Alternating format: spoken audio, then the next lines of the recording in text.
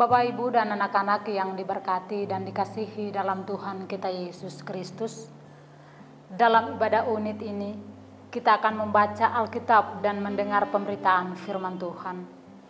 Dan pembacaan Alkitab yang kita baca di saat ini terambil dalam Kitab Kudus Perjanjian Baru, Pertama Korintus pasal 1 ayat 10 sampai 17.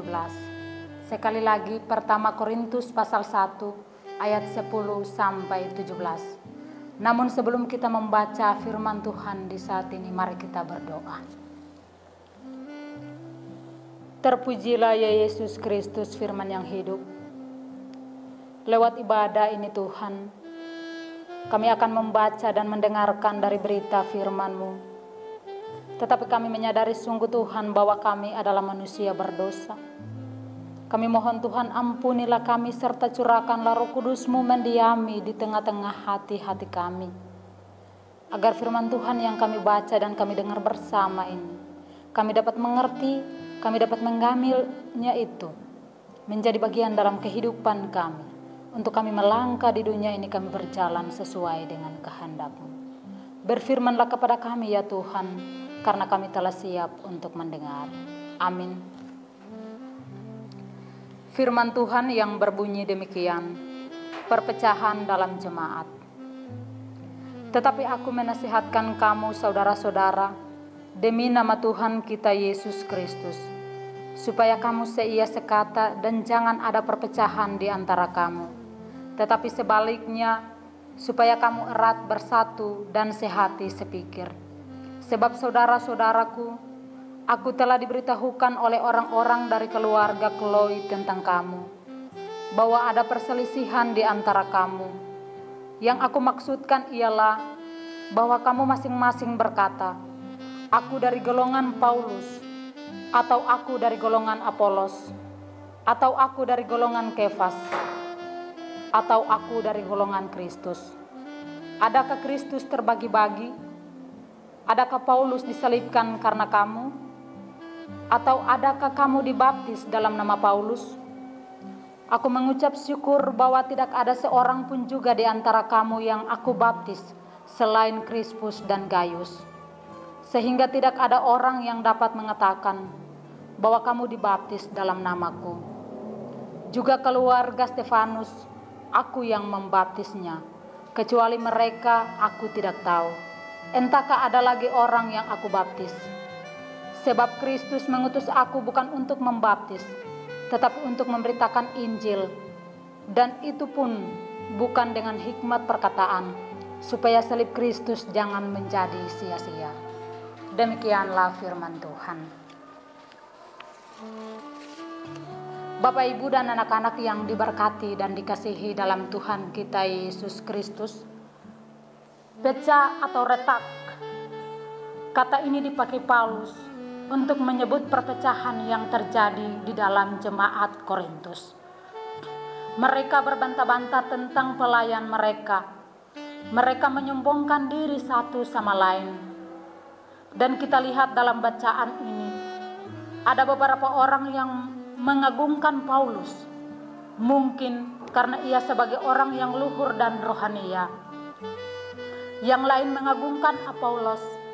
Mungkin karena ia sebagai pembicara yang fasih. Dan ada beberapa orang lagi mengagungkan Kefas. Mungkin karena wibawa usianya yang lebih tua dan rasul bagi orang-orang yang bersunat. Dan sebagian lagi memihak kelompok manapun, tetapi menyebut diri mereka golongan Kristus. Bapak, Ibu, dan anak-anak yang diberkati dan dikasihi dalam Tuhan kita Yesus Kristus, sebagai rasul yang mendirikan jemaat Korintus, Paulus melalui surat ini berupaya untuk memberi nasihat dalam rangka merawat kesatuan dan persatuan jemaat demi bertumbuh bersama ke arah Kristus. Saudara-saudara, hal utama yang ditekankan di sini dalam upaya merawat keutuhan jemaat ialah tentang Kristus sebagai yang sentral dalam kehidupan jemaat. Kristus adalah dasar sekaligus kepala dari jemaat. Kristus telah disalibkan demi keselamatan jemaat maupun umat. Oleh sebab itu, Kristus mesti menjadi pusat pemulihan jemaat, karena ia yang menjadi dasar dari kepala jemaat, bukan Paulus, bukan juga Apolos, dan juga bukan Kefas.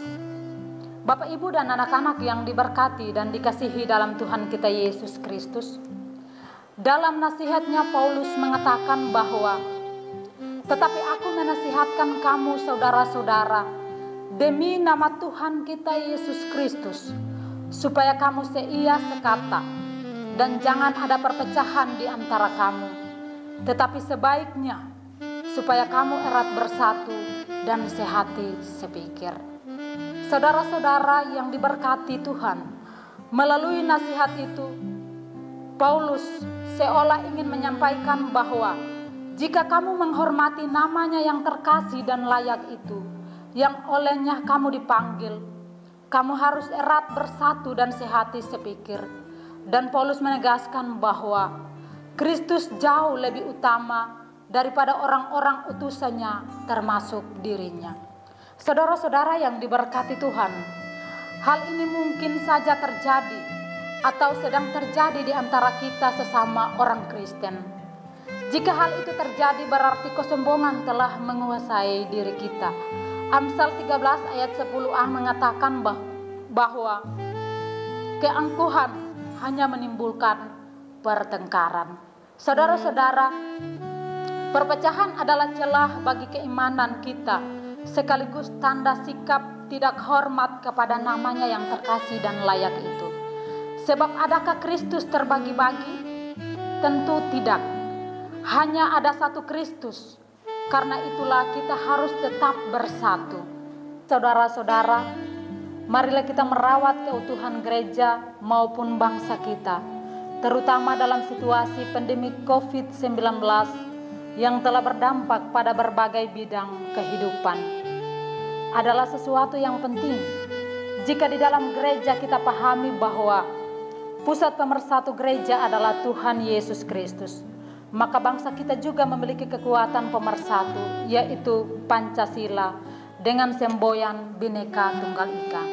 Untuk itu, marilah kita saling menopang satu dengan yang lainnya untuk mengisi kemerdekaan kita dengan berbagai program yang berlangsung di tengah-tengah gereja dan bangsa kita. Tuhan Yesus memberkati kita. Amin.